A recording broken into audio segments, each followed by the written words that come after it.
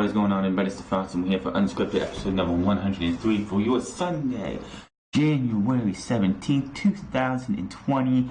We are 1 week away from the Royal Rumble and Worlds Collide. So we're going to go over Raw, AEW, NXT, SmackDown, and then we're going to get into a whole slew of news that needs to go on. From the ratings this week, how bad WWE Raw's ratings have gotten, NXT getting slaughtered in the Wednesday Night War, and SmackDown posting in their preliminary ratings the best ratings they've had since November. All that and more this week on UnScripted. As we do every single week, we're going to start off with our week in review.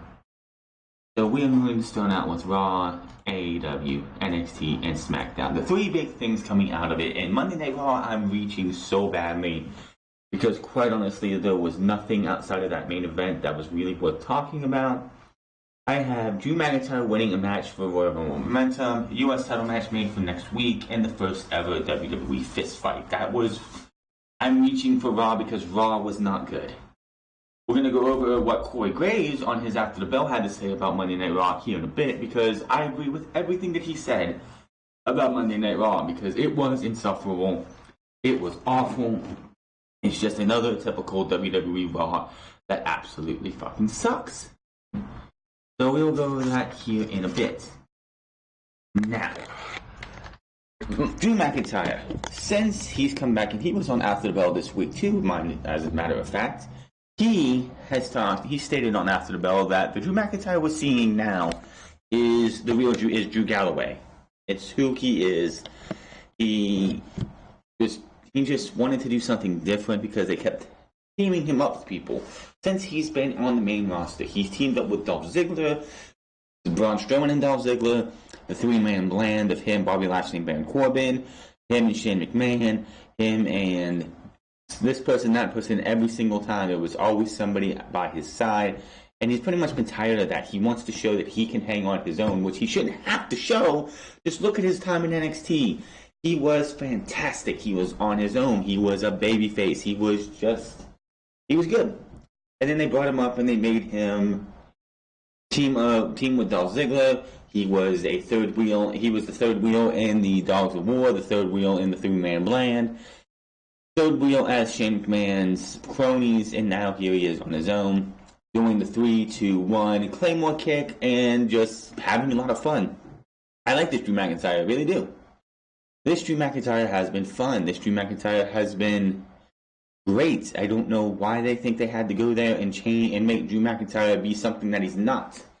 Drew McIntyre is one of the few that can work as good as a heel and good as a babyface, or great as a heel and great as a babyface. He doesn't have to be pigeonholed at one. You know how you have like a Triple H who could do both. He's a great heel. He's a good babyface, but he's a great heel, great despicable heel that you love to hate. Just like a guy like Sting. Babyface 100% of his entire time in WCW outside of a blip. He was heel for a minute and they were like, whoa, that didn't work. That's a bad idea. They tried it again in TNA, tried to make Sting a heel, and it didn't work either. Sting is a bad babyface for life. Drew McIntyre is one of those guys that can play both and not be looking at like, oh man, why did they change him one way or the other? Same thing with Bill Goldberg when he was in WCW. Babyface up until they decided to turn him heel. The heel turn sucked. When he came back as a babyface, everything was good. Just some guys can be straight up heel. Some people can be straight up face. There are people who can do both. And Drew McIntyre is one of those guys, if you give him the right material, he can make it work either way. So I'm hoping that everything that he's doing now will lead to the WWE Championship coming out of WrestleMania. Now, there are people going out there saying that the fact that R-Truth name dropped John Cena this week on Monday Night Raw, that just proves that John Cena is going to be at the Royal Rumble and John Cena is going to win the Royal Rumble. And I'm thinking, wait a minute. Have people, if you're saying that the name drop of John Cena by R-Truth is an indication that John Cena is winning the Royal Rumble, are you fucking stupid? Have you not watched R-Truth in the last 7 months? 8 months? 9 months? Maybe a year? ever since about, I think, the time that the Mixed Match Challenge 2, when it was Carmella and R-Truth teaming up, he has always mentioned that his childhood hero is John Cena.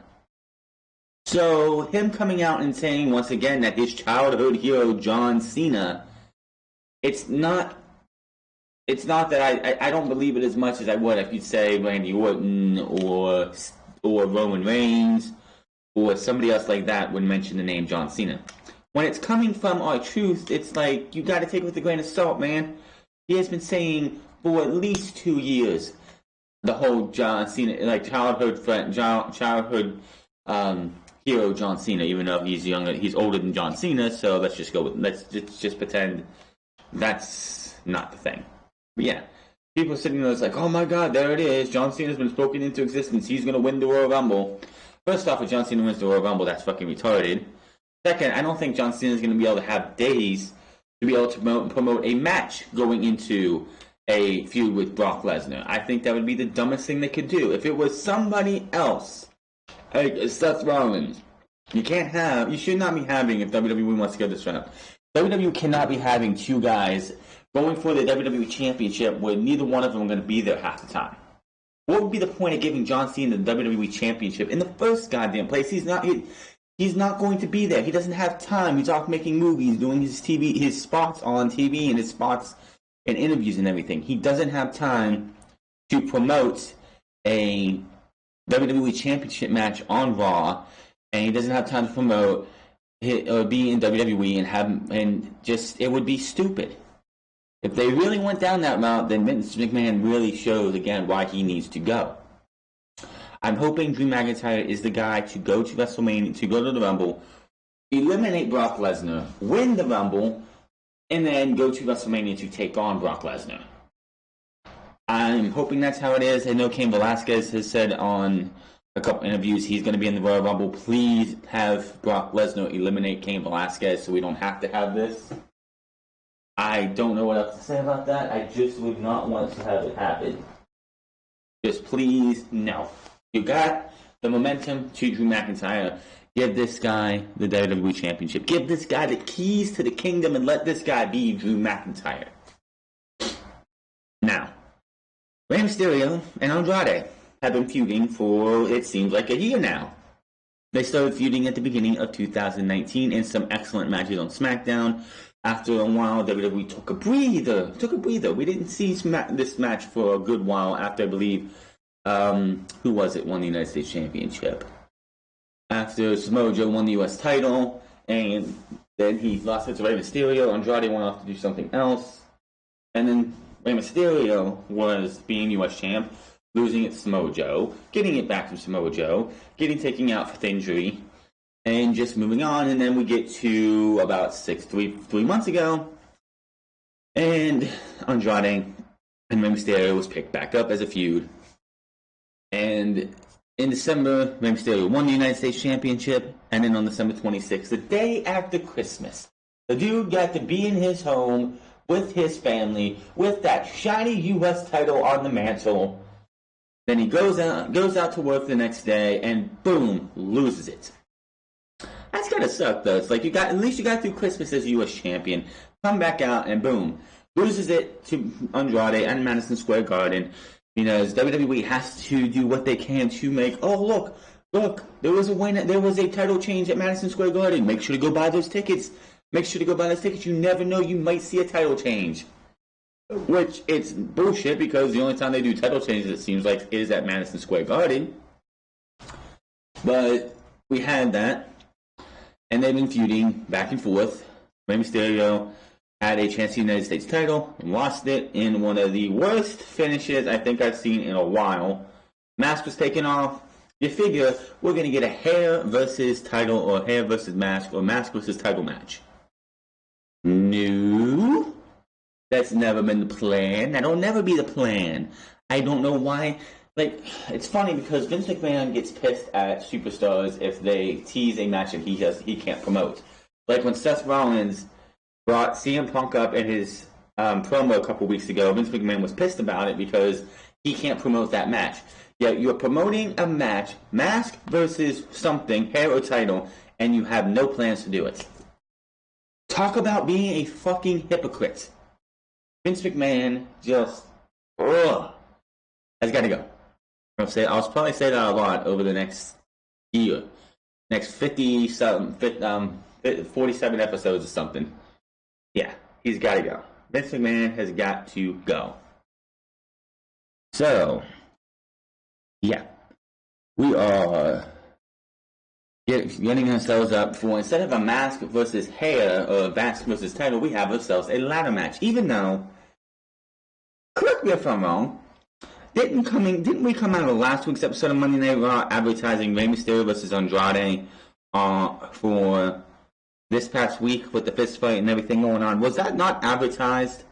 I'm gonna have to go find that episode of Monday Night Raw from not this past week, but the week before, and watch towards the end, because I'm pretty sure they said it was a match that was supposed to happen this week. But either way, we have ourselves a ladder match. It could be fantastic. It's a different element to the matches between these two, so we shouldn't have to complain as much. But it's WWE and it's not NXT, so I can see them making this the worst ladder match in all of WWE in the last 10 years. And let's not forget about the fist fight. What the hell is a fist fight? To me, a fist fight is when you have two men, or two people, it doesn't have to be men, but people going at each other, just laying lead into each other, beating the hell out of each other with their fists. This is not what this was. This was a weapons match with one big, huge fist, and oh boy, Kevin Owens has made a meme for life. So you have AOP battling Samoa Joe down behind the commentator's desk. So Kevin Owens decides he's going to run up the stage and do a flip over to take out both members of the AOP. That's going to be, if they did a move of the year, that is definitely going to be one of the moves of the year that's not a normal wrestling move. Of course, this match is going to be talked about because at the end, Buddy Murphy has joined the Messiah and his goons. The Monday Night Messiah. If he's going to be the Monday Night Messiah, he needs more new theme music that matches the Messiah nickname. Just saying, the whole burn it down and the music he's been using since 2014, my bad, 2014, doesn't fit the Monday Night Messiah. Just saying. But yes, the fist fight, which was just a typical weapons match with a couple of fists. The fist fight should have been, they had to stay in the ring and they just throw hams at each other until one team is down. That is not what that was. That match was fucking stupid. That match fucking sucked. The only good part of it was the fact that Buddy Murphy, who lost about 2 matches prior to Aleister Black again, which they had another fantastic match, but it sucks because it's Aleister Black versus Buddy Murphy for the millionth time. He helps out Seth Rollins and the AOP to win. The ref you see all 3 members of Team Kevin Owens, Samoa Joe, and Big Show down. The ref's like, oh, that's it, match is over. But he helps them win. He becomes part of it. And now, what is this team going to be called? I have no idea. But the Monday Night Messiah got a win. And here's the thing. Big Show, who's in this feud right now, was not supposed to be here long term. He's supposed to be a temporary, and so Rey Mysterio and Andrade's feud is ended, which should have happened weeks ago. It was supposed to be Rey Mysterio joining in, but now that they're down a man again, it looks like it's going to be Big Show, who has no really any reason to be in this entire feud. Rey Mysterio, Kevin Owens, and Samoa Joe. The only thing I can think of is, unless this is leading to some kind of War Games match between these two groups, what's the fucking point? I mean, yes, we had NXT TakeOver War Games 2 months ago, but if this is not leading to a War Games match, why are we having, group over here versus group over here? It just doesn't, I don't know. The fist fight sucked, and nothing else I can say about that. Moving from terrible, boring, ass, insufferable wrestling to good shit. Real good shit. Bash at the beach. let's see. The very opening match was a tag team fatal 4-way. Awesome shit. Awesome shit. It was the Young Bucks versus Hangman Page and Kenny Omega, best friends and Proud and Powerful, with Ortiz taking the braids out of his hair. So his hair is just poof. It looked like a big puffball on his head, which I thought was funny. My dad wanted to, like, put it back, man, put it back. So that was a hell of a match between these four teams. Kenny Omega and Hangman Page won the match. I kind of figured they were going to. You're going to have these guys have a match versus SCU. Are they beating SCU? I don't know. It depends on if... I don't know. I really don't know. I still feel like they're going to be going down this route where Hangman and Page turns on Kenny Omega, not joining the Dark Order, which we'll talk about who the original Exalted One was supposed to be and what originally was supposed to happen on that awful ending in the December 18th episode of 2019, but we'll get to that later. I could see Page getting, Hangman Page, not being the one pinned, Kenny Omega being the one pinned, Hangman Page getting furious because it could be one of those things where Hangman Page has the win, Kenny Omega tags in, Page is like, what the fuck? I have this. He has this look up, I got this. Kenny goes in, tries to get the win, ends up getting beat. Those two have an argument, and then they go to blows, with Hangman Page getting the better of Kenny Omega. So, this coming week, which is on the cruise, by the way, it's on the Rockin' Ranger. It's the Rockin' Ranger at Sea cruise for Chris Jericho. It's going to be interesting to see what happens when that show is taped. If it's taped hours before the show, that's fine. If it's taped a day or two ahead of time, I ain't spoiling the damn thing on here. You'll have to wait until the show goes off the air. And of course, I'll have it for you the next day. Cody Rhodes accepts the stipulations for MJF. So, February 18th, there's going to be Wardlow versus Cody. Now, here's the thing. About this cage match, it's the stipulations he has to face Wardlow in a cage match. It doesn't say you have to beat Wardlow in a cage match. You have to just face him. So it wouldn't surprise me if Cody takes the loss and gives Wardlow that big first victory. Because you don't really want to have Wardlow losing in his first match.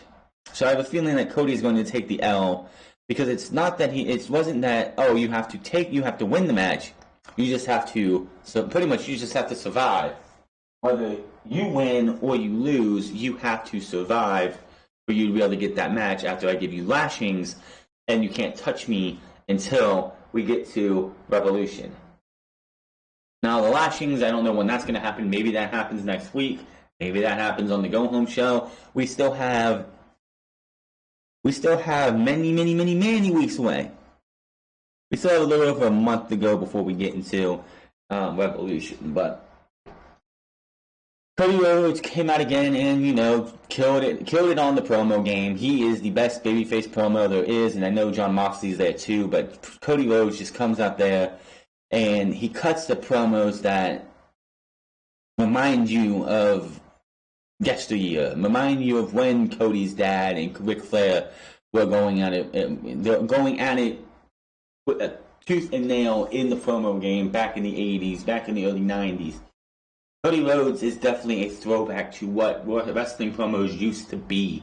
And it's a breath of fresh air, especially after watching a Monday Night Raw or watching SmackDown. Hell, even watching NXT, which is way more scripted than it used to be.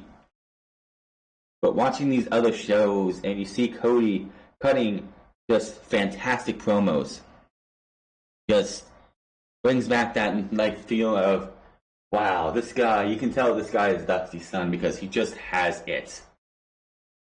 So it's going to be, I can't wait till we get to Revolution. That's the only match confirmed for Revolution right now. We will find out next week another match, I believe, for Revolution, when it's going to be Pac and Jon Moxley. As Moxley beat Sammy Guevara, Pac beat Darby Allin to set up a match for next week. But of course, after Sammy Guevara was defeated by Jon Moxley, the Inner Circle came out with the lights down, lights back up, and they all beat the hell out of Jon Moxley. And then they held him up as Chris Jericho took a spike from his jacket, which I didn't think those came off, and just jabbed it at Moxley. This match is going to be fucking great, though. I mean, if anybody does remember that last year, Jon Moxley and Pac had a match on TNT, and it went to a draw. Tiny time limit. This week, however, coming up, excuse me, it's going to be for all the marbles. The winner will be facing Chris Jericho at probably Revolution. They didn't say that, but I'm pretty sure that's what it's going to be. There's no reason to have it any other time. Of course, Moxley and Pac was the main event with Darby Allin. Moxley was in a ambulance getting taken away after what happened to him, the whole eye incident at the end of the show. He comes back out, looks like a fucking pirate. We're at Bash at the Beach. It just fits the theme. It says, it ain't going down like that, boy. I'm coming next week, and I'm getting that title shot because that title shot belongs to me, and I'm whipping your ass. So next week should be effing awesome. Next week is going to feel like a different show. Of course it is, because you're not going to be in an arena. You're going to be on a fucking boat. Outside, more than likely. I don't think they have a place inside the cruise ship to be able to have wrestling matches. So it's definitely going to be interesting to see what happens for at AEW next week. We have the Lucha Bros. I'm sorry, not the Lucha Bros. Joey Janela is taking on Rey Fenix. You have the Jurassic Express taking on Proud and Powerful and Chris Jericho. Of course, Mox and Pac in a number one contenders match. Cannot wait to see what happens next in AEW show. Just do not bring out the Nightmare Collective. You know how you kill a crowd? You know how you kill a hot crowd for AEW? Roll out the Nightmare Collective. Because as soon as that tag team match started, as soon as that tag team match was getting ready to start with Brandy Rhodes and Mel versus Chris Statlander and Sheeta, the crowd went from 100 to 60 to 0 as soon as that music hit. As soon as the Nightmare Collective music hit, the crowd went from hyped to dead. And yet, Tony Khan, who apparently, since Corpus Christi, which, by the way, wasn't Corpus Christi the Dark Order, where the Dark Order attacked and did all that shit at the end of the show?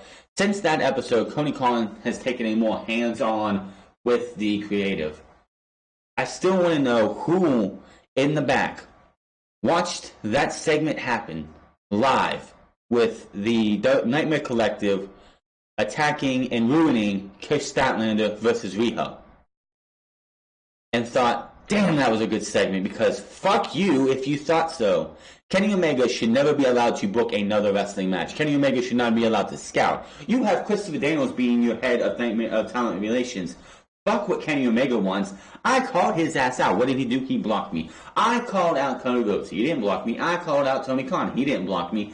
Kenny Omega has the thinnest skin along with the Young Bucks. They were in Japan. They must have had all their toughness kicked out, knocked out of them in Japan, because those three guys are nothing but grade A fucking pussies. They can't take credit. They can't take criticism from wrestling fans. I was arguing with people all week why I think Riho was a big fucking joke. She is. Riho should not be the AEW Women's Champion. Sheeta or Chris Statlander should be your AEW Women's Champion. Riho is only in this position because of her association with Kenny Omega. No ifs, ands, or buts about it. Some dumbass put a picture up on YouTube, not on YouTube, but on Twitter yesterday, saying, oh, well, Riho stood up to Minoru Suzuki when nobody else would. It was a comedy battle royal, you fucking retard. Who gives a shit? I don't care if Minoru Suzuki went out there and acted like a goof to please the fans. It doesn't mean jack shit. That happened in Japan. That didn't happen in AEW. If that happened in AEW, Minoru Suzuki would be the most discredited wrestler ever. Kenny Omega should not be allowed to be a VIP, EVP. He does nothing. He does nothing but take the women's division, and it's so badly that people are saying that Riho is sleeping with Kenny Omega. I don't think that's true. I don't think anyone's ever connected them two as a couple. I could be totally wrong, but Kenny Omega should never be allowed to touch a book to be a booker again. His eye of talent is fucking terrible. Him and Brandy Rhodes are the two top like people in the women's division's corner, and they're both killing the women's division. Brandy Rhodes' ego is going to kill this women's division because she can't stand letting other people step on her toes. The entire fucking women's division is the Brandy Rhodes show. Anytime we're having a match with somebody else out there, the Nightmare Collective might not be involved. As soon as Brandy Rhodes shows her ugly fucking face, and yes, her face is fucking ugly because her attitude is ugly. Again, I'm still waiting for that apology for her unprofessionalism, because she was very unprofessional 2 weeks ago when she was on commentary during that Riho Statlander match. That woman, if she did not have the Rhodes name, would have been fired as soon as she got back to the curtain. But the fact that she has Cody's last name is the only reason she still has a job, and the only reason she hasn't been reprimanded, the only reason she hasn't had to go out there and apologize to the fans in the locker room. She is disrespectful, she is a piece of shit, and she should be nowhere near a wrestling ring ever again. But so hopefully Tony Khan, who supposedly is listening to fans, I saw that fucking thread, and everybody has said, get rid of the Nightmare Collective, and what have they done? They've done nothing. Nothing. Not a damn thing, and they're not going to. So, continue to push the Nightmare Collective, continue to ruin your women's division, because that entire extension, which we'll talk about here in a bit, won't fucking matter within a year's time when AEW is dead, and it's because you let Brandy Rhodes ruin your fucking show. Moving on here. NXT. Pepsi Classic first round comes to an end. Undisputed Era tries to end Keith Lee's career, and Bianca Belair earns right for a women's title match at TakeOver Portland. Now, the Time Splitters were hyped up for an entire week. It was Alex Shelley making his NXT debut on TV, with Kushida, to take on the Grizzled Young Vets, and the Bruiserweights took on the team of Flash Morgan Webster and Mark Andrews. Now, coming out of this week, it's quite clear who's going towards Collide and who's going to be in the finals. But why would you bring in Alex Shelley and the Time Splitters to have them lose their first match? Why would you do that? The Grizzled Young Vets beat the Time Splitters in the semi-main event, and the Bruiserweights beat Flash Morgan Webster and Mark Andrews in, I believe, the first or second match of the night. Now, I kind of figured the Bruiserweights were going to win. Flash Morgan Webster and Mark Andrews, which I think were the Subcultures, what they called them at one time, they were in that brutal four-way ladder match, which wasn't really the best. It was not a good ladder match, I'm going to tell you that right now.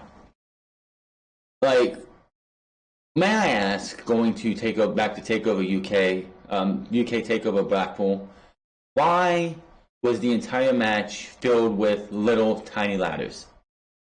You have this huge ladder brought into the ring and then thrown to the outside, then set up so they could do a dive offer, but nobody brought that ladder down to make it easier to grab the titles. Why was it all these tiny ladders? Is that all UK had? It really took away from that match. The match just felt like it wasn't a good match. Should every ladder match have high spots, dangerous spots? No. It just felt like that ladder match left more on the table than it should have. But back to this thing. The Bruiserweights, of course, were winning. Why would you have... And here's the thing. And this is my thought. Why was the bracket set up with every team, instead of doing one half NXT UK and one half being NXT, where the finals you could have left with the Bruiserweights who was it? And the Grizzled Young Vets. No, you wanted to do it this way, which I think was stupid.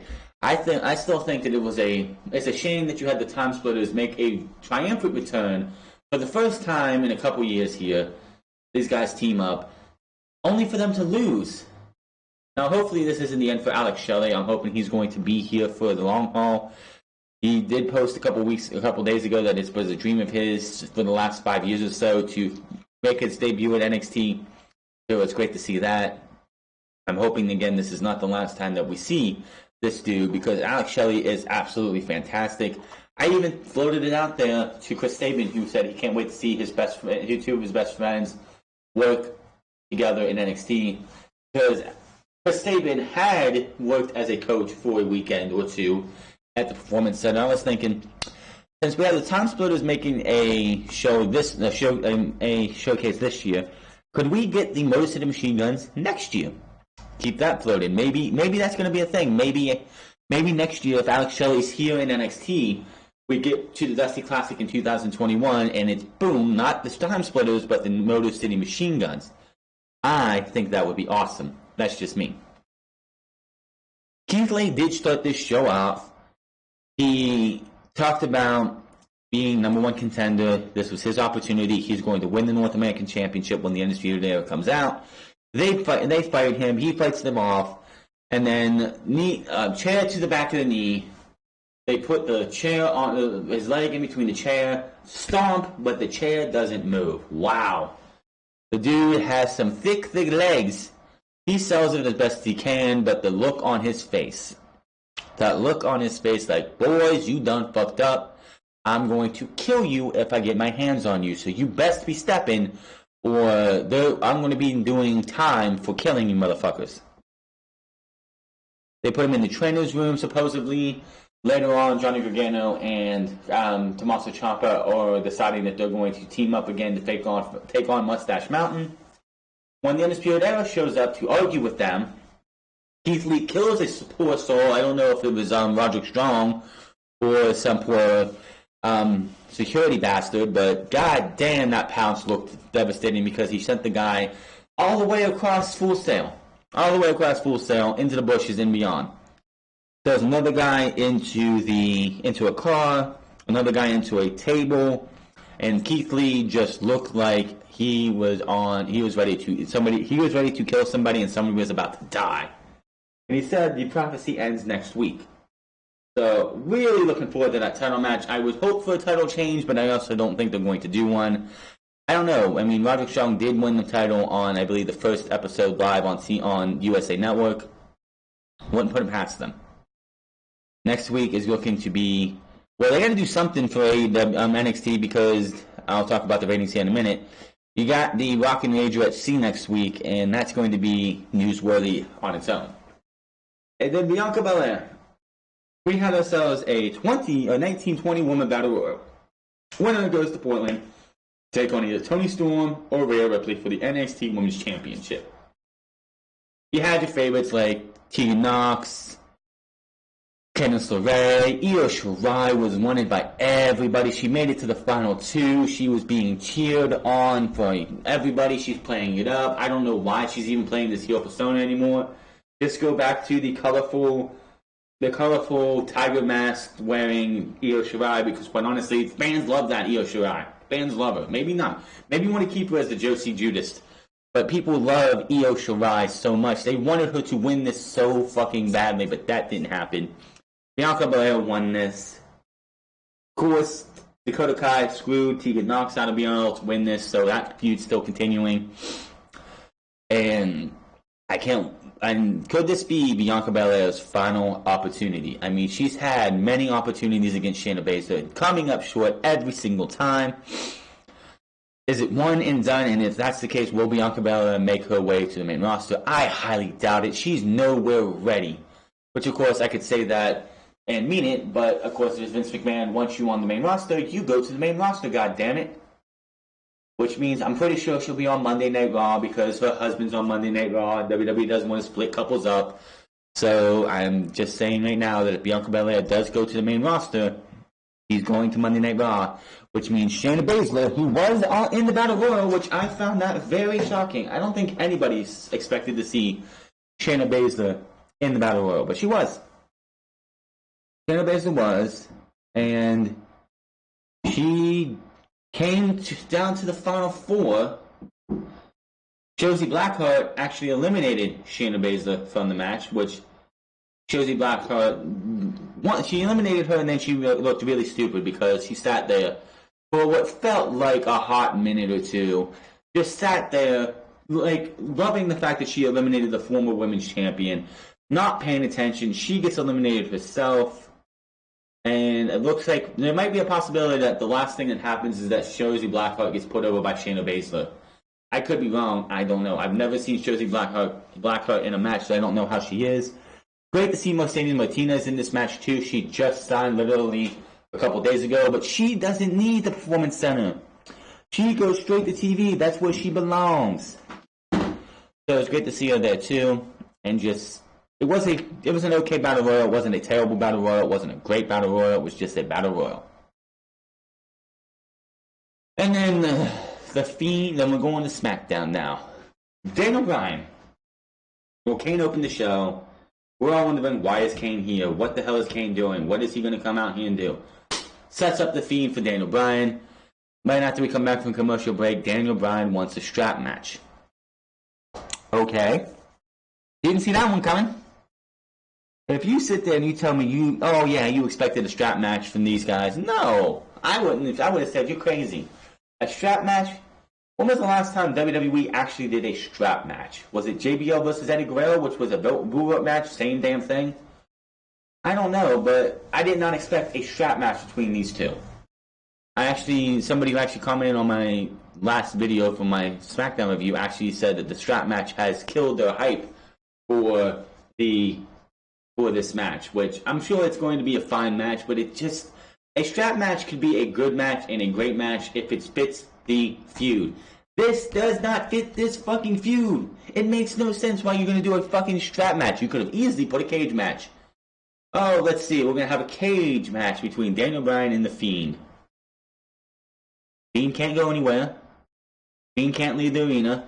Fiend's not going to go down into the ground because he doesn't have a hole there yet. So, why is Daniel Bryan and Fiend having a strap match? Oh my goodness. It just makes no sense. Again, it doesn't fit the feud, but that's what they went with.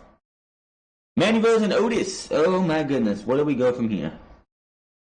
This is the most believable thing on SmackDown. We have two romance angles in WWE right now. One that is very fucking awful in the Bobby Lashley, Lana, Rusev, Liv Morgan quadruple, whatever the fuck. What's the, triangle, square, whatever the fuck they call it. Love square, whatever. And then you have Mandy Rose and Otis. This looks legitimately real. This looks like something out of, a high school story where the big oaf gets the girl, but the girl ends up breaking his heart as he finds out that she didn't really like him, she was just using him. I feel like this is going to be one of those things that breaks up Fire and Desire, or Mandy, the true colors of Mandy come out, breaking Otis's heart, as it would do in any of those teenage drama movies, I'm pretty sure. I don't know, I don't watch that shit. But Mandy Rose and Otis continues as Sonya Deville wanted him out for her match for some reason. Nikki Cross tosses Mandy into Otis's arms. She has this look of want and desire. He has this look of, I'm going to take this lady home and have fun with her. Yeah, Tucky, we're going to have some fun with Mandy tonight, Tucky. Just, oh my god. It's so believable yet so disturbing at the same time. And then the final match of the night with Robert Roode versus Roman Reigns. The winner of this match was going to be a stipulation. And that stipulation turned out to be a Falls Count Anywhere match because Roman Reigns beat Bobby Roode. Even though Baron Corbin and Dolph Ziggler tried their hardest to get Bobby Roode the win. Now, going over to what we have going on now, let's go to our ratings. Monday night's episode of Raw featured the first ever fist fight main event with the Big Show, Kevin Owens and Samoa Joe versus Seth Rollins and Authors of Pain, drew a 2.030 on the USA Network, according to Showbuzz Daily. This is down 15% from last week's 2.385 million viewers for the first episode of 2020. This is the lowest viewership since December 23rd taped Christmas week episode, which drew 1.835 million viewers. This is also a new non-holiday low for Raw. For this week's Raw, the first hour drew 2.218 million viewers. The last week's drew 2.550, which, that's a hell of a drop. The second hour drew 2.059 million viewers. Last week's drew a 2.409, and the final hour drew 1.814 million viewers. Last week's hour drew 2.195. So, yeah, they dropped from 2.218 to 1.814 from hour 1 to hour 3. How's that Lana Lashley and Rusev Lana angle going for you, though? That didn't keep ratings. I'm so sick and tired of people like, oh, check out the YouTube numbers. These YouTube numbers are so huge. Who gives a shit about the YouTube numbers for this shit? I care about the YouTube numbers for my channel because that's what I rely on for my channel to get anything if I eventually want to get anything. WWE should not be relying on YouTube numbers because it doesn't fucking matter. YouTube numbers do not correlate to what I want to say, does not correlate to the ratings. It just doesn't. You could have 2 million views on a video on WWE's YouTube channel. It's not 2 million individual people. It could be 100 people watching the video over and over and over again because they find it hilarious. It's much more easier to manipulate video views on YouTube than it is ratings. I'm so sick and tired of people like, check out the YouTube numbers, check out the YouTube numbers. Fuck you. Now, there's a big reason for this drop because what was happening this past Monday, and I knew this was going to happen. College football dominated the night. Raw was 15th for the night in viewership on cable behind 5 airings of college football on ESPN SportsCenter at midnight. ESPN's Championship Drive, The 5 Special Report, Tucker Carlson Tonight, The Story, Hannity, Rachel Maddow Show, and The Ingram Angle. WWE ranked number 9 for the night on cable top 150 with the average of 1849 demographic of 0.61 behind the 5 college football airings, SportsCenter at midnight, SportsCenter at 1 a.m., the Championship Drive, and all those. The Bachelor drew a 5.374 million viewers on broadcast TV in the 8 o'clock hour, while The Neighborhood drew 4.675 million viewers on CBS. The American Got Talent Champion Show drew 6.521 million viewers on NBC. 911 drew 2.592 million viewers on Fox. And CW's Flash drew 602,000 viewers, all at the 8 p.m. hour on broadcast TV. Raw was going to take a hit because of Clemson versus LSU. There was no ifs, ands, or buts about it. Now, I don't want anyone sitting there saying, oh, look, they're back up next week. Oh, look at them. They got the ratings they wanted all week. It's a blip this week. It's just how it is. If they drop from this, now here's the thing. If WWE Raw drops from this and they don't go back up, that's a bad sign. Which I don't think they're going to drop. I think they'll pop back up a little bit. I don't think they're going to go back to 2.5. That was the first episode of the new decade, new year. It should have been a high number no matter what. We're all on the road to WrestleMania, so the ratings are going to be a little bit higher than they would be last year. So nothing else there. But that was your Monday Night Raw rating. AEW and NXT. With the Bash at the Beach edition of TNT drew 940,000 viewers. Topping the 700,000 viewers garnered by NXT on the USA Network by 34%. AEW ranked 5th in cable on the top 150 for the 1849 demo, while NXT ranked 31st. AEW ranked 29th in total viewer, while NXT ranked 39th. Last week's episode of TNT drew 947,000 viewers, so yes, they are down. And ranked 6th in the top table 150 and 36th in viewership, so it was down slightly by 0.7%. NXT was down 3% as of last week's episode, drew 721,000 viewers and ranked 55 in cable in the top 150 and 45 in viewership. Here's the crazy thing. AEW beats. I'm pretty sure someone said somewhere that AEW beat an NBA game or something, but I don't see where. Let's see.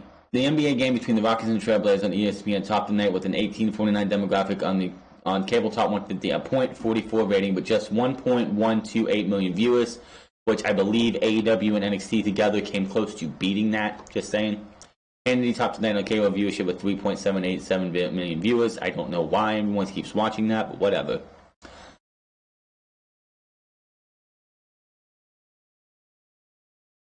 Final network numbers aren't available yet, but there's nothing unusual as the NXT lineups of Chicago, Med, Fire, and PD all topped the night with viewerships and ratings. Now, NXT is going to be suffering again and again and again, which I would not be surprised if we don't see people, because next week is the go-home show, Two Worlds Collide, and the Royal Rumble. And I fully expect the men, and especially the women, because there's not 20 women on the main roster. If you take out the champions, the two women's champions on Raw and SmackDown, there's not even close to 20 women on Raw and SmackDown.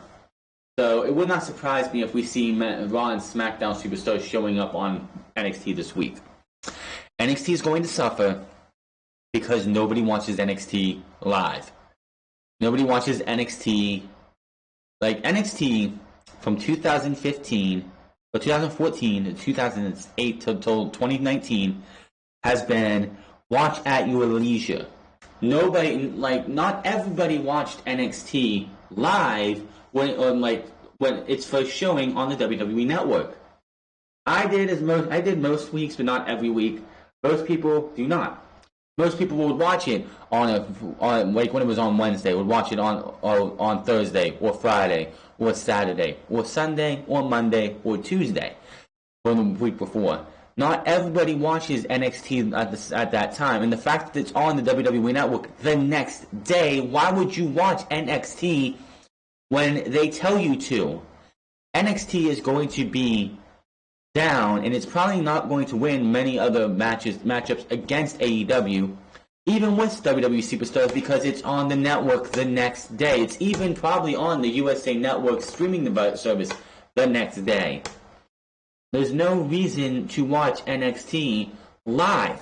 There's not. It sucks that NXT is not having it's not a closer battle than what you want. I would love to see 9:40 to 9:30 or something like that, and them battling back and forth every single week. But that's not going to happen because NXT is on the WWE Network the next day. Now, AEW, when they first started the very first 3 weeks, they decided, well, let's put a replay right after the show.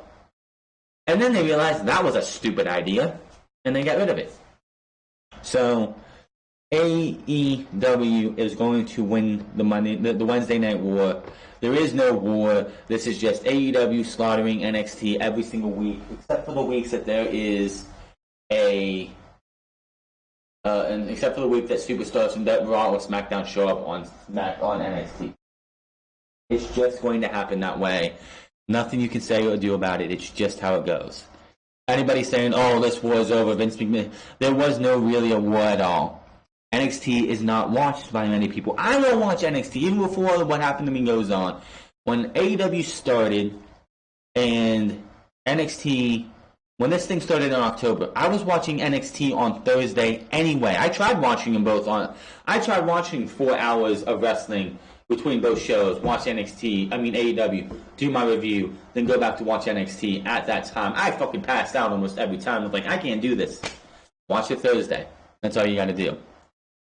NXT, the core fan base of NXT, which I know is not what they're not going after, is going to watch NXT when they feel like watching NXT. They're not going to just sit there and go, well, it's on Wednesdays, I'm going to have to watch it then. No.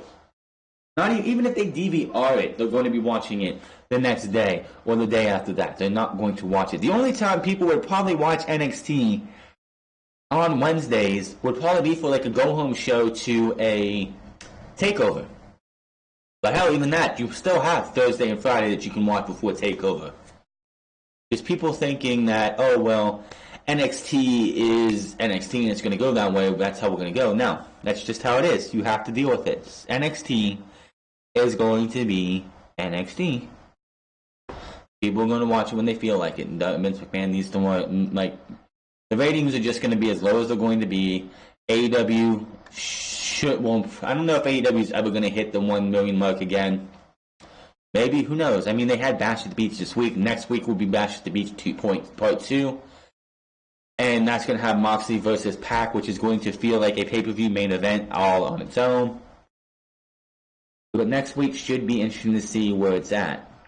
Also, the fact that here's another thing that AEW has over NXT.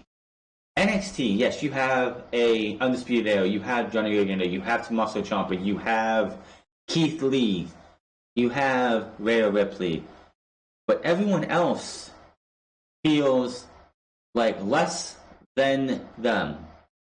Not everyone feels like a star on NXT. Not everyone should. It still looks like a development brand.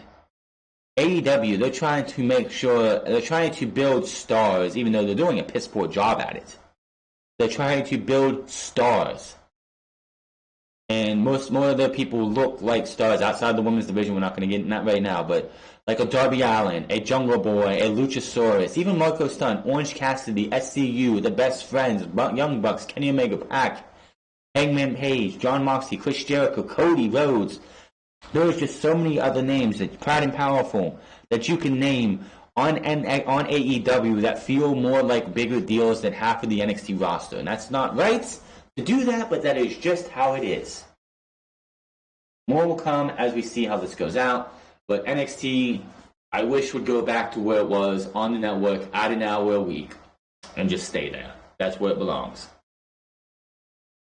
Finally, SmackDown drew a 2.58 million viewers in their preliminary overnight ratings, according to Showbuzz Daily. Hour 1 drew a 2.616 million viewers, and then Hour 2 dropped to 2.544 million viewers. SmackDown also drew an average of 0.8 rating in the 18 to 49 demographic, which is number 1 for the night.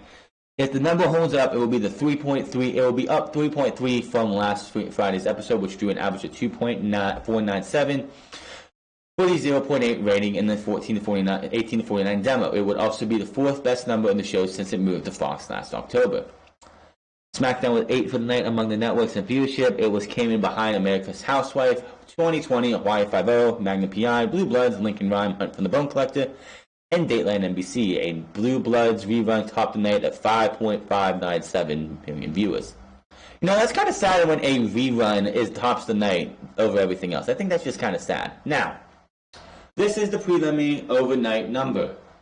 This will probably not hold up. This is probably going to drop between, 2.58. I'm going to say it's going to be between 2.45 and 2.5. It's just the number that we've seen this since October, that they have a high prelim number, but it always drops. So I'm saying that it's going to be between 2.45 and 2.5. So there are your ratings for the week. Let's talk about Bash at the Beach in another sense. It sounds like WWE may be suing AEW for the use of the words Bash at the Beach, classic WWE pay-per-view name. This is bullshit. This is just Dave Meltzer speculating. It was noted on Wrestling Zone Radio that members of the Elite came out to speak to the crowd after Wednesday's Bash at the Beach edition of TNT in Miami, and mentioned how they would be getting sued for calling the show Bash at the Beach. Here's the thing. Cody attained the ownership of the Bash at the Beach trademark back in March 2019, along with other trademarks from classic WCW, NWA, wrestling pay-per-view names, but there have been rumors of WWE taking action to stop AEW from using the name. There's no word yet on if any lawsuit has been filed by WWE, but Meltzer noted that there would have been a reason that the AEW talent mentioned possible legal action from the crowd on Wednesday. Despite the apparent threat of legal action, it's interesting to note that AEW will be using the Bash at the Beach name again this Wednesday for Week 2. There will be matches that take place on the AEW World Champions Chris Jericho's Rock and Wrestling Rager at Seaport Ducks. But there's no official word on if the matches will air from the cruise ship or if they will air from the beach when the ship docks in the Bahamas. I didn't think about that. Is it going to that would be interesting? Is it going to be on the beach? Because if so, that would be awesome. It doesn't have to be on the ship. It could be on the beach. That would be awesome, and that would actually be Bash at the Beach. It was noted during AEW commentary on Wednesday that the title match with Kenny Omega versus Hangman Page and Hangman Page versus AEW Tag Team Champions will take place at sea. Now, this is nothing. The Young Bucks came out and they made a joke, and Dave Meltzer took it a little too seriously. They would. This is the Young Bucks. This is Kenny Omega. This is these guys are out there. They make a joke. It was a joke. Oh well, don't worry. We're like hey, we might get sued for this. It's a fucking joke. That's all they were doing was making a joke. That's all this was. If anybody thinks that AEW is going to get sued for using the name Bash at the Beach when Cody owns the rights to the copyright, then you're an idiot. That makes you look stupid. It was a joke.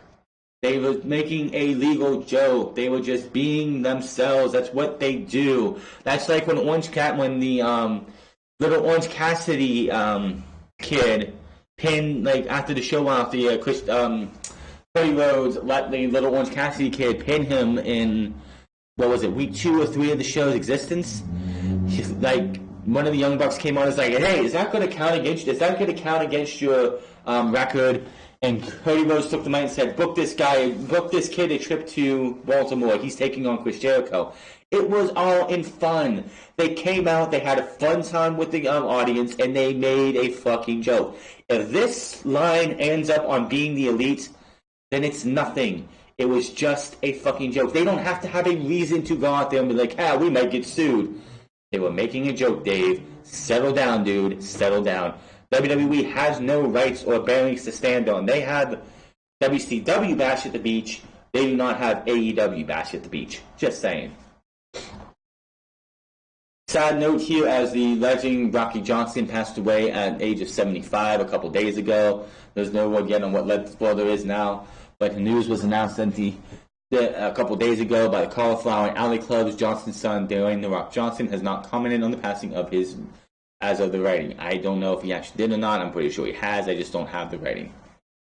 Local news to pass along, we have learned that Rocky Johnson passed away at the age of 75. His accolades from this business, all the people he influenced, all of his accomplishments, and we are so deeply sorry for and wish his family nothing but the most love at this time, TSC wrote on Twitter. Okay, so here's the update to this, though. Rocky Johnson passed away due to a blood clot, according to Tampa Bay Times. Johnson passed away at his home in Lutz, Florida on Wednesday. He was 75. Former WWE star Brian Blair, who was a good friend to Johnson and the head of the Cauliflower Alley Club, which first announced Johnson's passing, told the Times that a blood clot traveled from his leg to his lungs.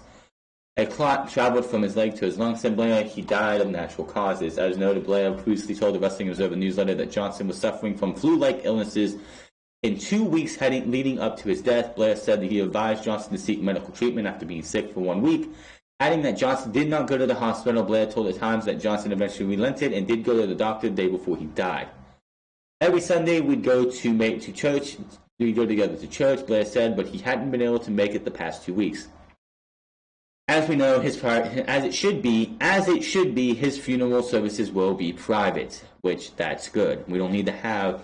I mean, it's fine to have like a public service if you want to, but usually that just leads to a crowd of people, and then things just getting way out of hand. So, rest in peace, Rocky Johnson, the Soul Man. I love the video package WWE did on Friday.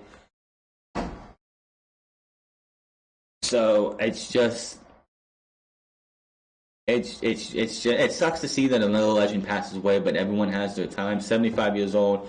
Rocky Johnson, of course, is well known for being one half of the first African American WWF World Tag Team Champions alongside Tony Atlas. He wrestled all over the world, all over the United States. He is the father of The Rock, and The Rock got his first lessons as a professional wrestler from his dad. They did a thing at WrestleMania many years ago when The Rock was still Rocky Maivia, who of course Rock took Dwayne The Rock Johnson took his dad's first name along with his grandfather's last name to, pay homage to them in his early stages. It was just a great video package they did on him for WWE. Go check it out. It should be on their YouTube channel, I'm pretty sure. Rocky Johnson, 75 years old, died young, but I'm sure he is definitely going to be missed by a lot of guys. So, rest in peace, Rocky Johnson, and I'm sure him and his father-in-law are having a nice big old wrestling match wherever they are now. Rocky Johnson versus Peter Maivia is probably entertaining those in the afterlife for years to come. Impact Wrestling. Oh my God, we don't talk about Impact Wrestling this much. They did make Tessa Blanchard the world champion, which I knew they were going to. We'll talk about Tessa Blanchard here in a bit, but Impact Wrestling is in hot water for a different reason. Impact Wrestling had a lot of buzz this week coming off the Hard to Kill pay-per-view, which of course Hard to Kill was them takeoff of. They've been around since 2002 when they started as TNA, and for years, since 2014 to the time that Anthem bought them, I believe in 2017, Impact Wrestling TNA just looked like they were on death row. They were on the deathbed. They were going to die a slow and painful death, and they just would not die. They were still here. So somebody was like, let's have a pay-per-view called Hard to Kill, because Impact Wrestling has been so hard to kill. They're facing some issues with their Twitch channel. The company's channel for streaming platform for the streaming platform was issued a ban on Wednesday evening. The obvious reason for this was the ban could have been a segment on this week's show, which Rob Van Dam, his useless wife Katie Forbes, and Jennifer Barlow. The segment featured RBD bragging about his pay-per-view win over Brian Cage and Daga at Hard to Kill. During the celebration, Forbes and her girlfriend joined him for a celebration, nude and half naked, making out, like stripping down and everything. This shit is way against Twitch's TOS. So they deserve to be banned.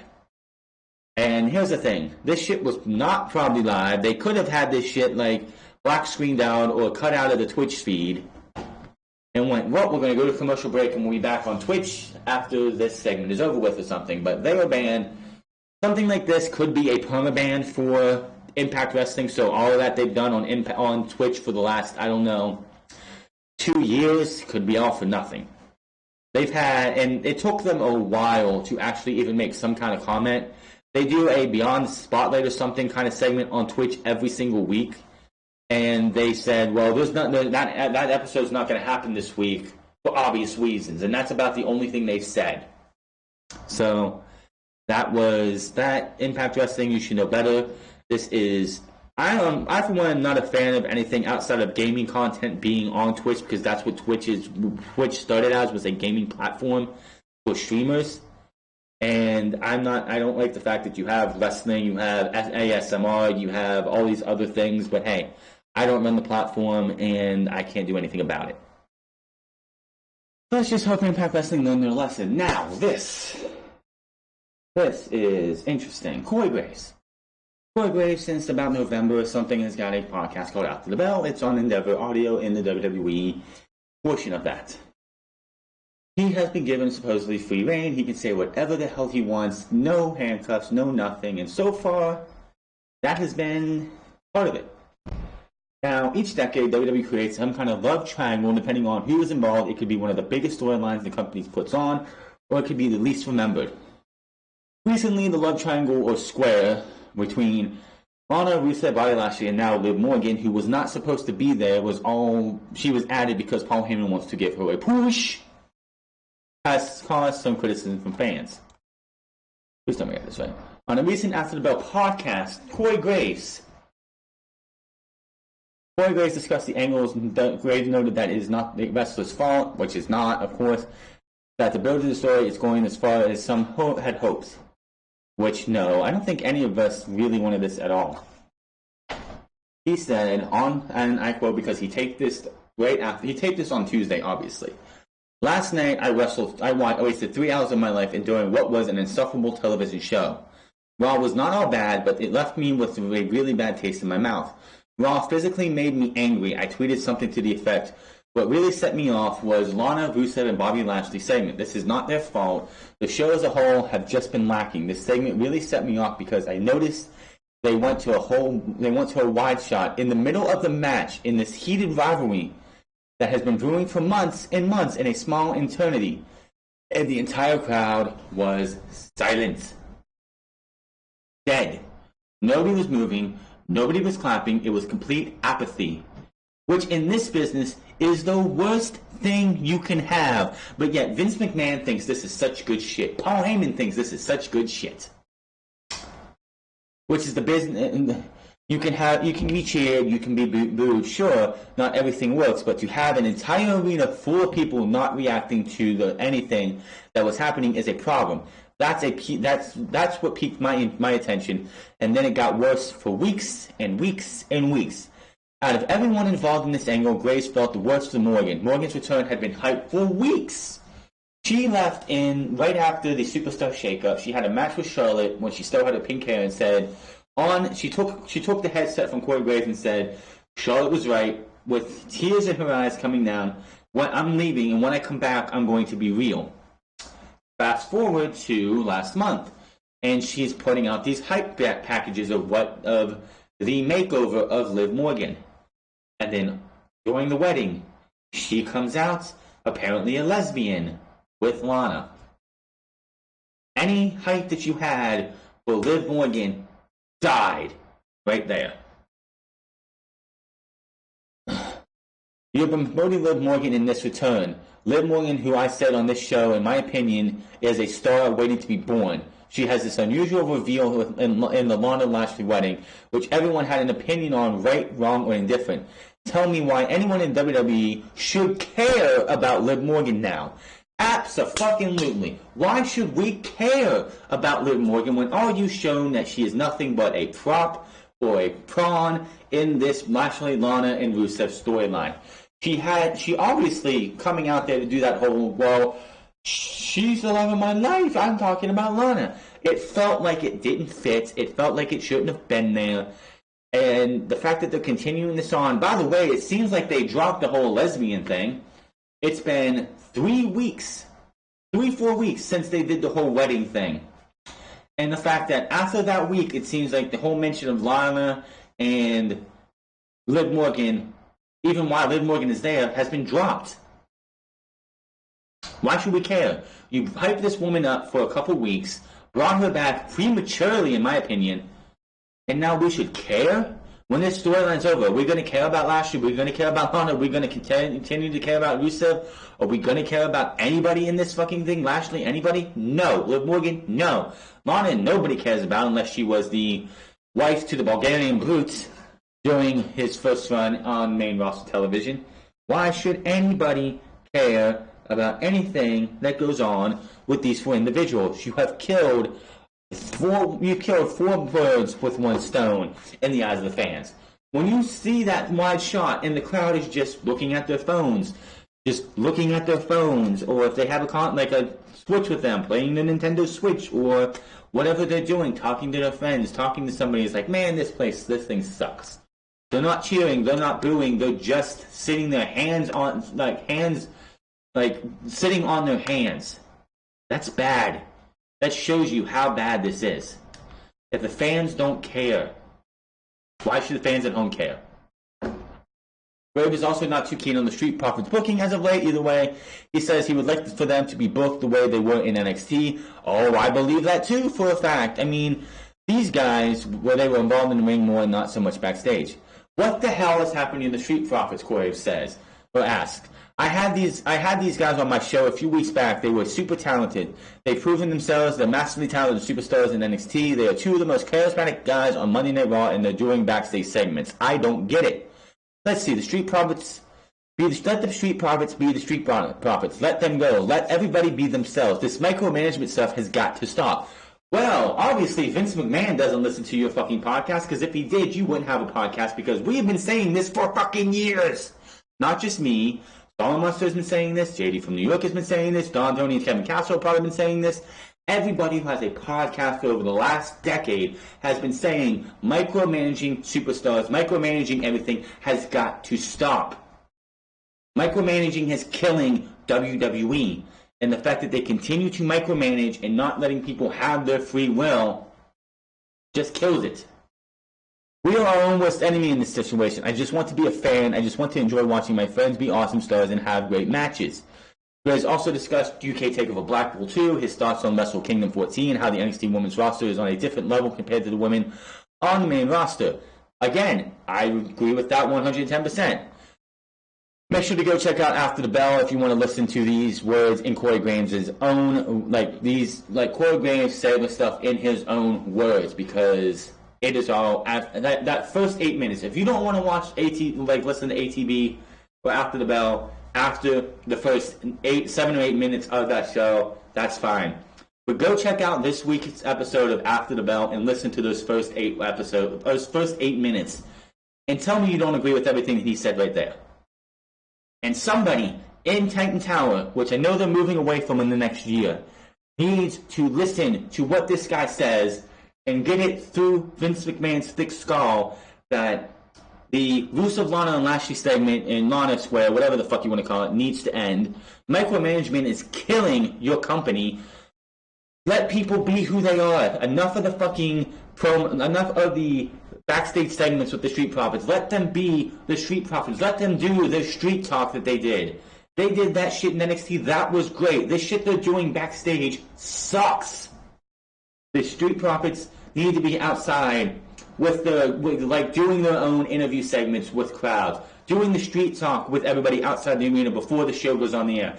That shit was awesome when they were doing their own thing and they felt like they were doing their own thing. They were doing what they wanted to do, having fun with it. They don't even look like they're having fun. Dawkins looks like he's checked out half the time. I know that Montez Ford is doing everything he can to make this work, but when you look at Angelo Dawkins, he looks like, man, I'm getting paid. I don't give a shit about this.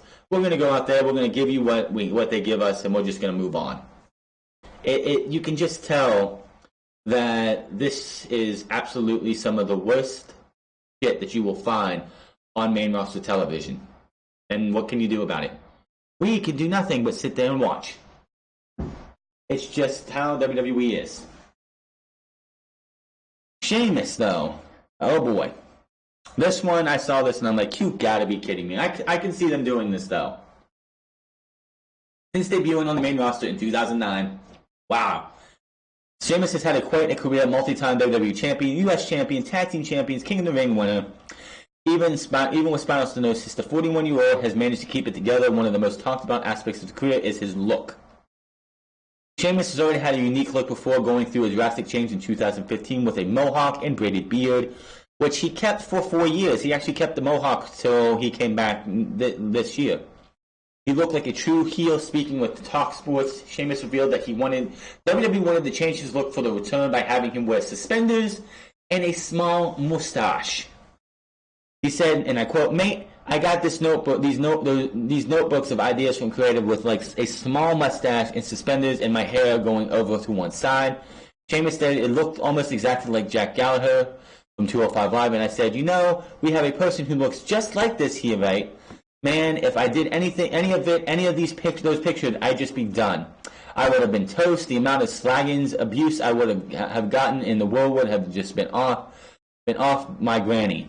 It was just terrible. Following a successful team up with the Bar, Sheamus needed time to heal in 2019 due to a concussion, among other injuries.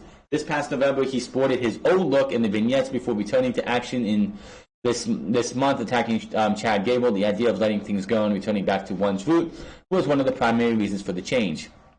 He said, and I quote, "We just went for so far with the Mohawk," Sheamus went on to say. "The Mohawk was done. I thought about it and creatively myself and a guy I worked with called Ray. We just talked about it and it was like, debuting the Mohawk, so shocking, and I got that reaction. You look stupid and stuff in it was a great reaction. It was completely different because we just hit a roadblock with whatever it was. We can't go further than that." So it made sense. People were asking for asking on the channel on social media, bring back the old Sheamus, so I did. I wanted to bring back the old music too, but some things you can get and some things you can't. But yeah, it was very important, especially the spirit of the Celtic Warrior, that kick-ass Celtic Warrior vibe. It made sense. Oh my God! If Sheamus would have came back with a mustache, hair, like looking like Jack Gallagher, but with suspenders. Oh my God! I swear. I think one, it would have been funny to see the first time just because of how ridiculous he would have looked. But man, I can already see a JD from New York or Solid Monster or Cultaholic or What Culture Wrestling, myself, anybody who has a podcast, anybody who does anything, I'm pretty sure Corey Graves on his After the Bell the very next week would have made so much fun of him. It wouldn't have been worth it. I think Sheamus' career would have been over if he would have came back with a little baby mustache, hair to one side, and suspenders. Thank the fuck God he didn't go with that. Of course, we haven't seen him wrestle yet, so who knows what he's coming back with at the Royal Rumble, but he will be taking on Chad Gable at the Royal Rumble. So, yes, at least, because here's the thing. If Vince McMahon wants it, Vince McMahon gets it, so thank God that he actually talked to Vince McMahon or got somebody to talk somebody out of even making this happen. I would hate to see what these pictures look like, but God, could you imagine Sheamus looking just like Jack Gallagher, but with suspenders? Ugh. Scary. Taz, the human suplex machine. Taz has joined AEW.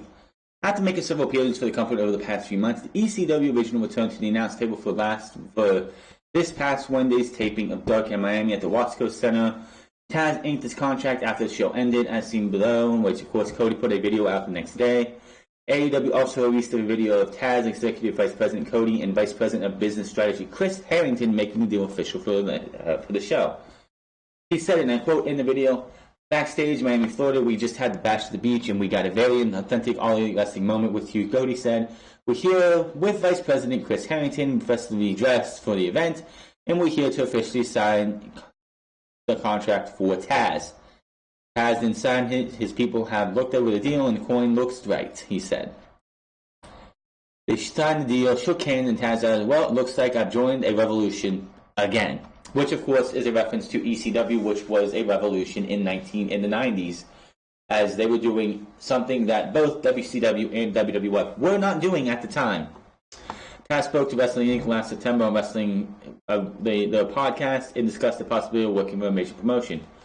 "I feel if I got back into the game now as color analyst, it's going to be a place that's willing to let me apply my trade as I like in terms of breaking down the physicality," Taz said.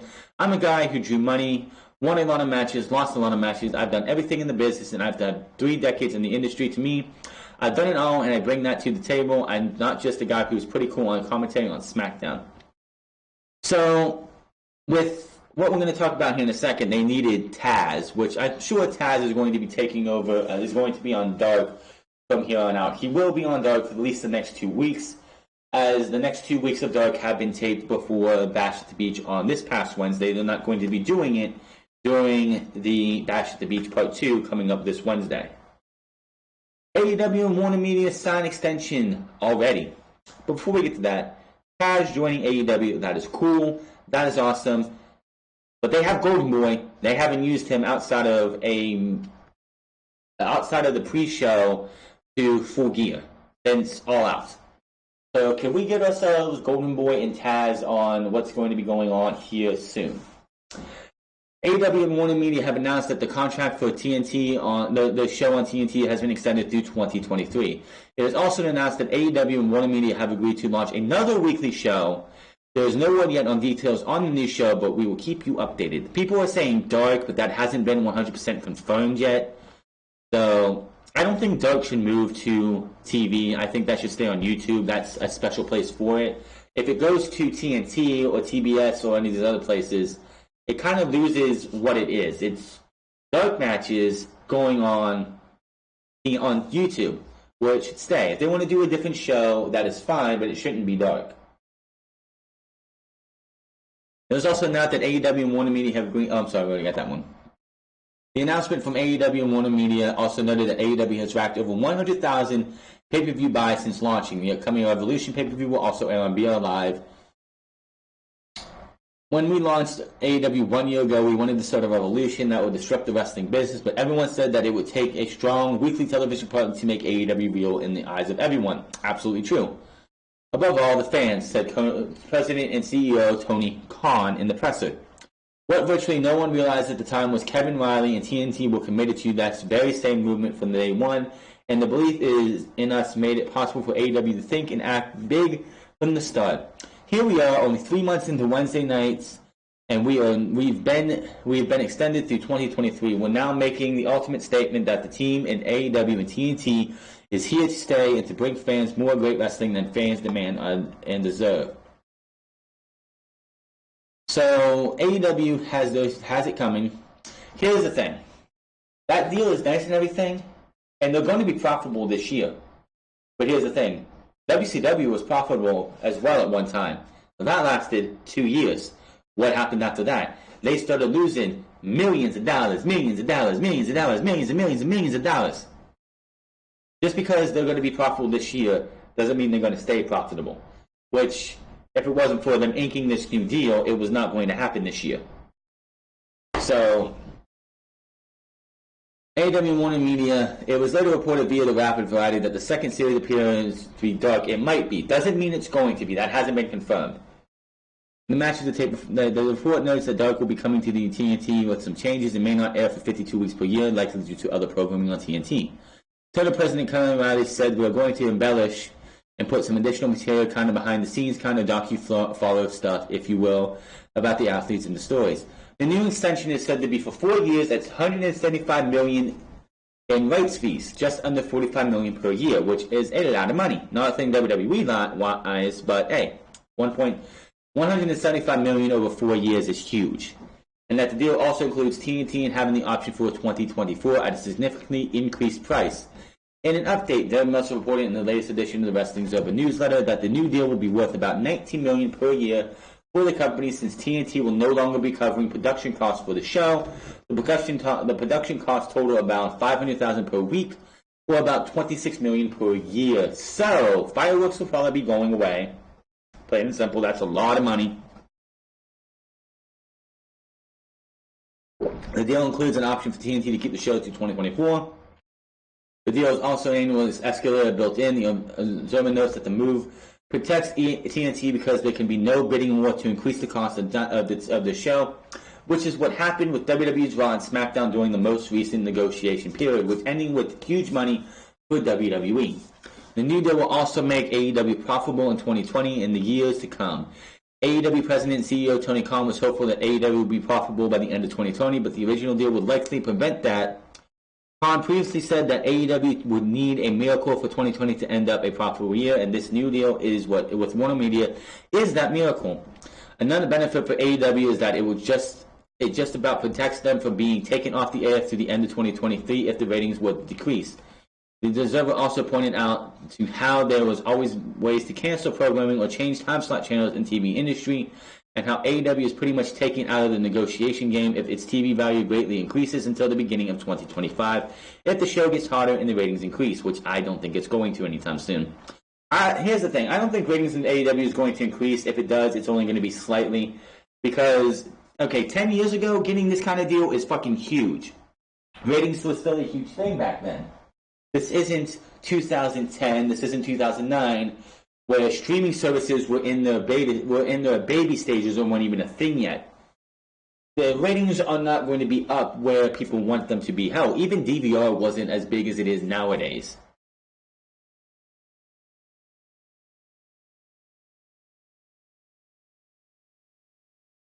Besides the additional $19 million per year, the company will make an additional several millions more for the new show when Dark hits cable. If it's Dark, I still haven't seen anywhere where it's actually Dark.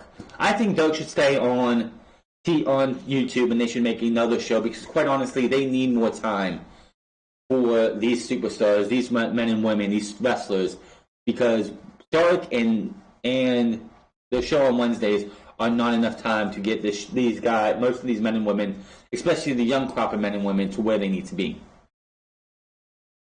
It will not air on Sundays, Mondays, or Thursdays because AEW President Tony Khan has an agreement to not air AEW against the NFL because his family owns the Jacksonville Jaguars.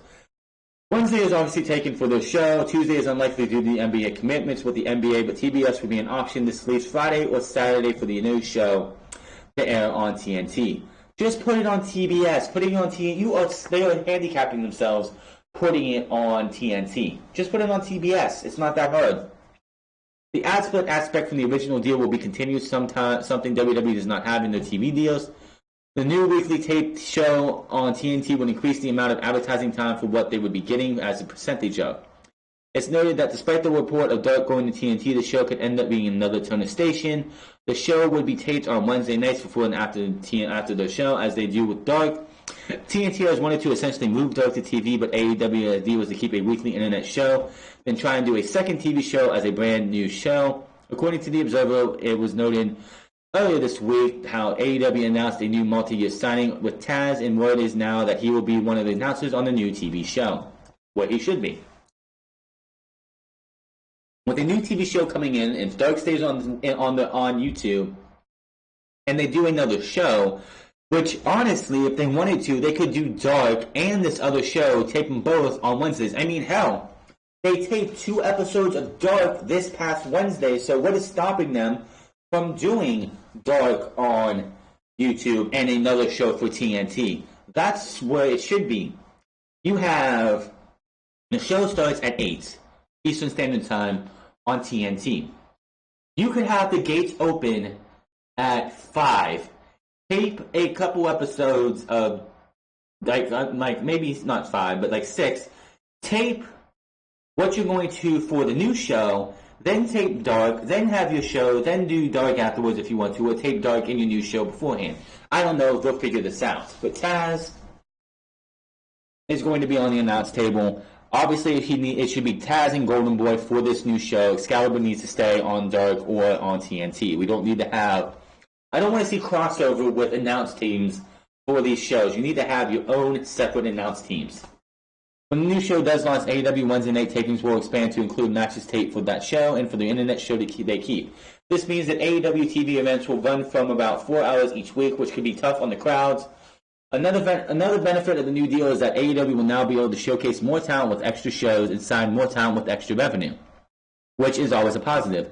The new deal AEW is now the number 2 pro wrestling company in the world as far as revenue goes. The Observer noted that the value of the deal, one including the ad split, is worth more money than New Japan Pro Wrestling grosses through all of the revenue streams over the course of a year, and it makes AEW profitable. So there you go. Everyone said AEW was if AEW became a thing and they got on TNT, they would be number 2. That was not the case, and it wasn't going to be the case until they got that next deal. They are now number 2 in the wrestling world. They are now number 2 in America, as they are going to be profitable, and they are going to be where they want it to be. Again, that's all in good, but but here's the thing: they can't coast. They can't just sit there and rest on their laurels. They have to go out there and give you a product worth that money.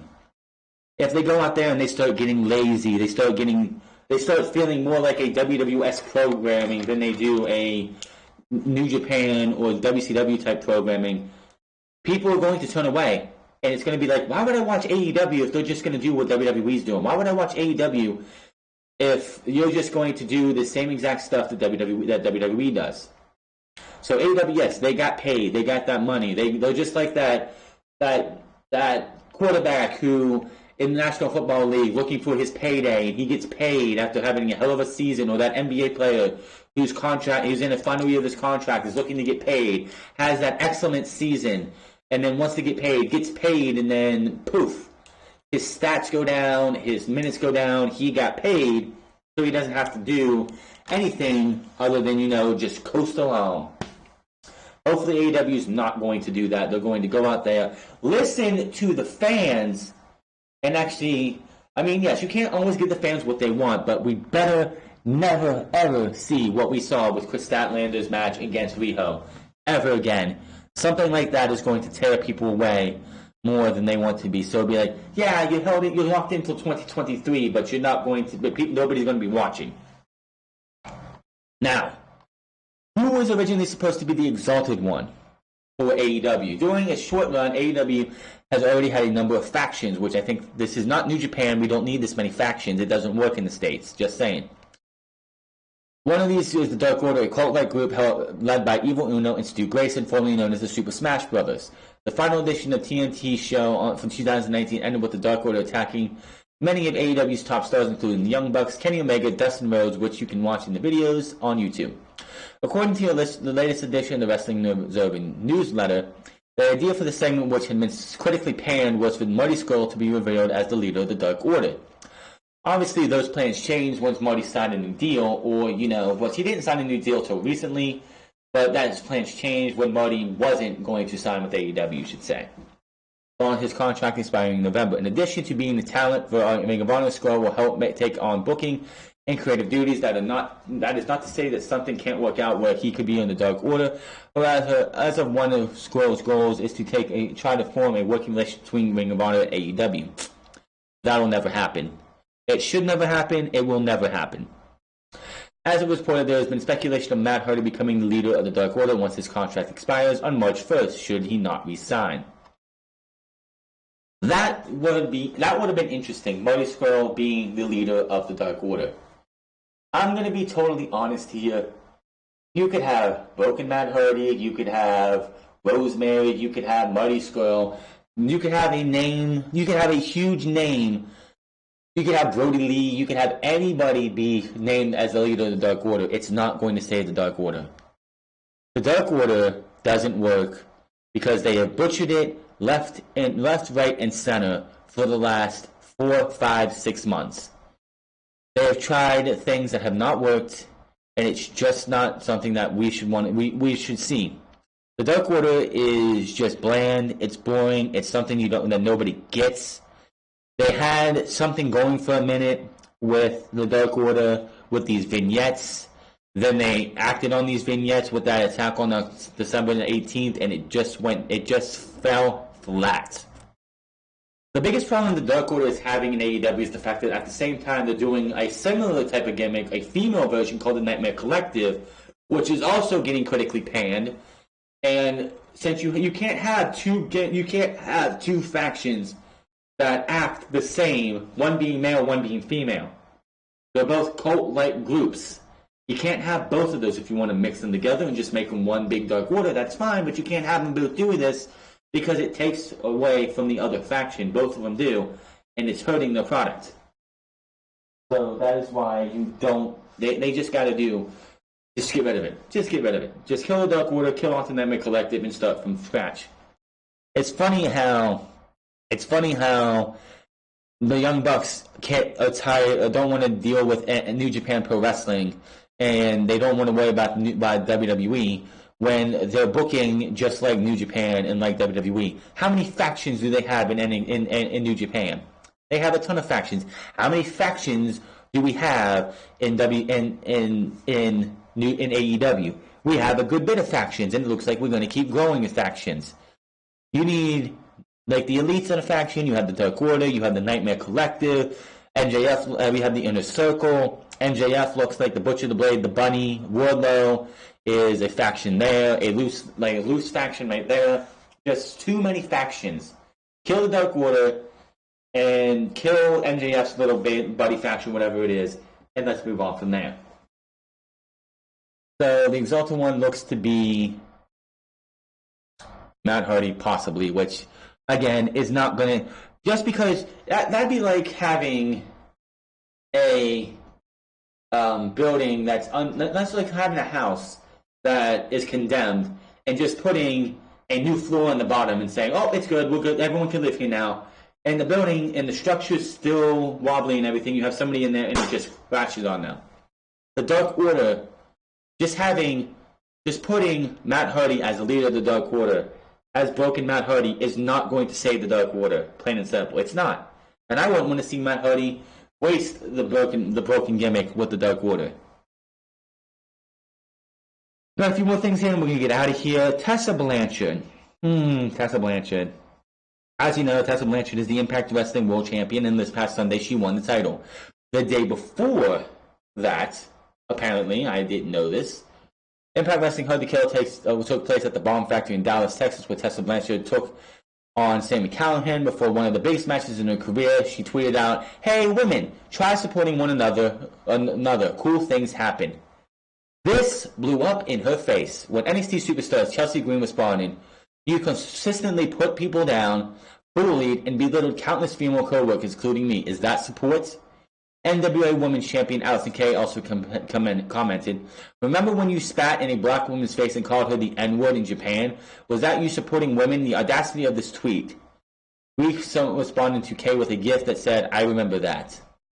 Because Priscilla Kelly added to the conversation, "Remember publicly putting down me on Twitter last year for something that didn't involve you whatsoever, then continuing to drive my name to other people for it, Pepperidge Farm remembers. You should probably delete this tweet."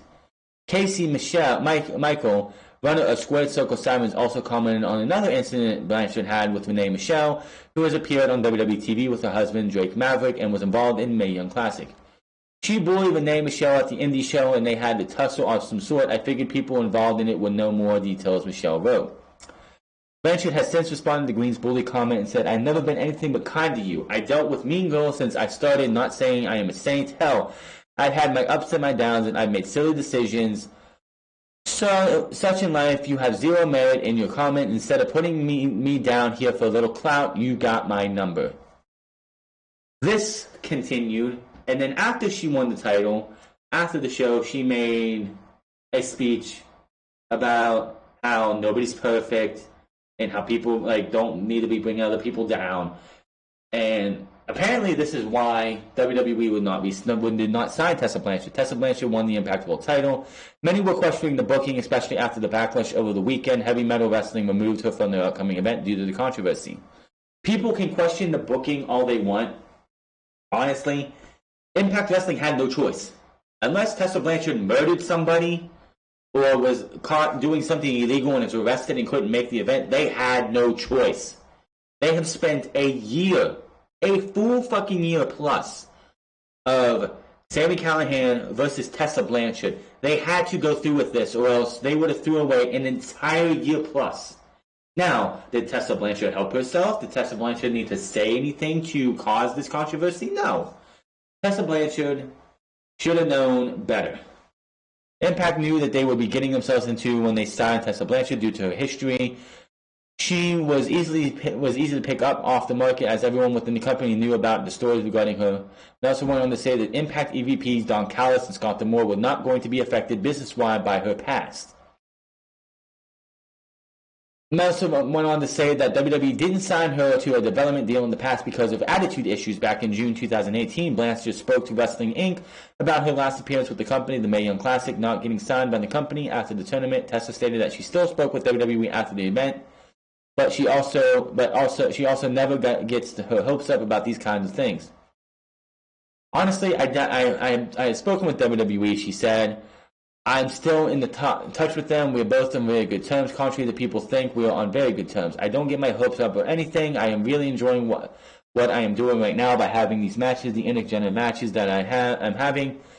I'm getting to travel all over the world doing what I love and making a living out of it. There's a huge blessing to me. I am not necessary to rush to go anywhere. Whatever happens, happens. Everything happens for the right reasons and the right time. And the fact is, it didn't to me at the Classic. God had a different plan for me."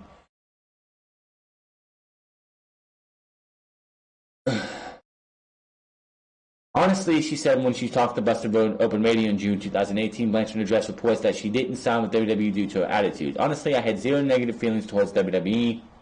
Everyone had the response, whether you were happy with it or not, somebody had to do it. I honestly was not upset at all," she said. "I saw it on the dirt sheets that Tessa has a bad attitude. I think that I am misunderstood because people perceive me to be a certain way because I am generational. They expect me to be entitled and expect me to have things early on. I think most people misconstrued that history," honestly. She did end up putting out a statement, which 5 days later, by the way, this happened on Saturday last week when this whole entire thing blew up. Then 5 days later, after the heat of the fire was simmering down to a smoldering ash, where it was just, when a fire is dead almost and you have ash that's still smoldering, that's where this was at. That she throws the log of this statement on the fire, which was it was a log with a bunch of gas on it. She threw this on the fire and it exploded back up and people were on her again. Where she denied everything everything that was said. She never said the N-word. She never said this. She never did this or that. And I'm thinking, Tessa, all you had to do was on Sunday make an apology. Say, if I hurt anybody in the past, I apologize. That was then. I'm different now. I've grown. And that's all you had to do. And just move on, win the world title, and go on from there. But no, you just continue to add to the fire. Why? Makes no sense why you would do that. Tessa Blanchard, I hope, learned a lesson from this. Be careful what you do. Be careful. Like, this should be a lesson to anybody. Especially to anybody who is a content creator.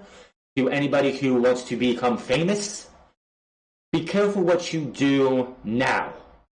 Because if you get your name out there, if you become bigger than you were, if you become a big name, big content creator, an influencer of somehow, whether it's a sports star, a content creator, a business person, be careful what you say on YouTube, Twitter, Facebook, Twitch, whatever you do now. Because it's going to be on the internet forever, and people are going to, when people want to bring you down, they're going to bring it back out. So it's going to, if you have skeletons in your closet and people can find those on the internet, they're going to drag them out. Just look at Lars Sullivan last year. Things that he said when he was a young man came back out and hurt him and derailed him. He got fined for it. He had to apologize. He had to go be sent to counseling. And yeah, you got to be careful what you do online. I don't expect to become a big, huge, famous multi-millionaire, so I don't give a shit what I fucking say. Just in ifs, ands, or buts. If I can make a little bit of a living, have myself a girl, have myself a family, and that's everything, I don't care what anyone else says. But be careful what you do. If you're somebody who's like, if you're trying to be a professional wrestler, and you hope one day to be signed up by AEW, WWE, and Ring of Honor, Impact Wrestling, New Japan, or something, be careful what you say on the independents, because those guys, those men and women, could be friends with people in other circles. Just because you're belittling one of these men and women in an indie show doesn't mean they have friends somewhere else. They have friends who are friends with other friends of people in a Ring of Honor, or WWE, and Impact Wrestling, and AEW, and New Japan. That could be beneficial to you, or it could blackball you from that dream ever happening. So be kind to one another, and just be careful what you do. Don't be racist. Don't be belittling. Don't be bullying. And if you have been in the past, and you've grown from that because you were younger back then, when people were like in their early 20s, they're stupid, they say stupid shit, they do dumb things. Just go out there and be kind. Do it. Like, do what you're supposed to do, and then just do what you can to make it. And don't try and step on too many toes, which of course you're going to step on toes because it is professional wrestling or any other professional business. Tessa Blanchard, Impact World Champion. Of course, Booker T has some strong words against that. He thinks it's the dumbest thing they've ever done, which quite honestly, it's the only thing Impact Wrestling could have done to even be try and stay relevant. But that is neither here nor there. Before we get out of here, I found this funny. Chad Johnson, formerly known as Chad Ochocinco from the Cincinnati Bengals, will be testing his luck in the XFL. However, he'll be testing himself as a kicker. Johnson took to Twitter regarding an announcement stating the opportunity to kick in the XFL has presented itself. I must try out Monday in Houston, so that is tomorrow, as you guys are seeing this on Sunday. I am excited to tell, and I'm sure all will go well. The tryout will be taking place in Houston, where all 8 teams will be training. Camp had begun on January 4th and ends on the 22nd. Johnson's chance to try out will be Monday, the 20th. The 6-time Pro Bowler stated his desire to kick back in December when he showed a practice video on Instagram. He wants to get back to the NFL as a kicker next year. He spoke with Goodell, and it would be a great opportunity, which, quite honestly, kickers last a lot longer than wide receivers do. Kickers last a lot longer than quarterbacks do. Kickers last a lot longer than any other position, because all they do is they kick a football. Now, is he going to make the XFL? We'll have to wait. He was drafted 36th overall in the second round of the 2001 NFL Draft. Johnson spent his time with the Cincinnati Bengals from 2001 to 2010. He spent his last NFL season with the Patriots in 2011 before joining the Canadian Football League for 2 years and the Liga de Football Americano Professional de Mexico in 2017 in the NFL. Johnson caught 67 touchdowns for over 11,000 yards. Johnson actually has a bit of history as a kicker. During the 2009 preseason against the Patriots, Johnson kicked an extra point, which was good. I just thought it was funny, the fact that Chad Johnson is going to be a kicker or try to be a kicker in the XFL. The XFL, of course, starts on February 8th, the week after the Super Bowl. So, we talked about a lot this week, and we have a lot to look forward to. It is just still the beginning of 2020. We still have so many more weeks to go. Next week is what's going to be Worlds Collide. I'm not doing a review for it. And then the Royal Rumble on Monday. Because of how my scheduling is, Worlds Collide is going to be something I have to skip. It should be a lot of fun. I will be watching it at my leisure. I can't wait to see the Undisputed Era versus Imperium, DIY versus Mustache Mountain, that Fatal 4-Way for the Cruiserweight Championship, and so much more. The Royal Rumble, of course, is happening next Sunday. It should be interesting to see what happens there. Who wins the Royal Rumble? I'm hoping it's Drew McIntyre. I'm hoping it's anyone but Roman or John Cena, in my opinion. Brock Lesnar, who's going to be eliminating him? We'll just have to wait and see.